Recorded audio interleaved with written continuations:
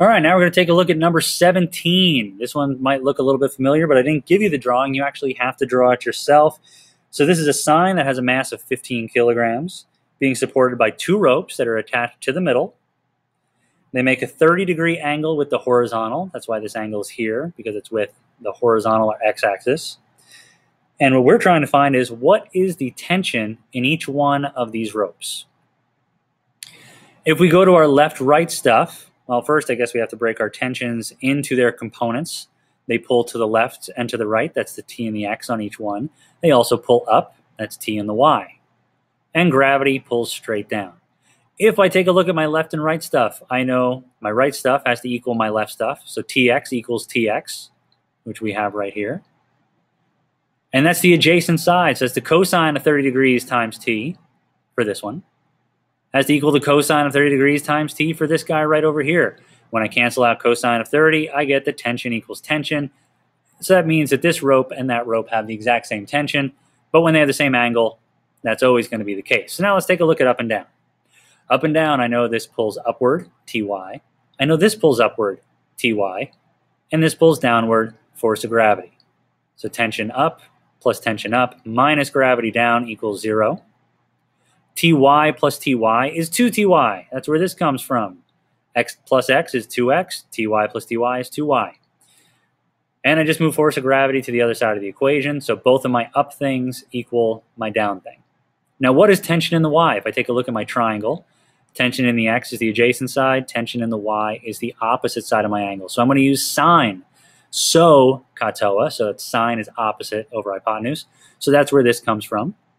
The 2 is just kept from the fact that we have two of them.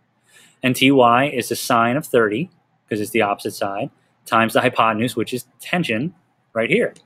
Force of gravity is mg, or the mass, which is 15 times 9.8. So now we're just going to solve for the tension. I divide my 2 sine 30 over to the right. And I get tension equals mg over 2 sine 30, or 15 kilograms times 9.8 meters per second over 2 sine 30.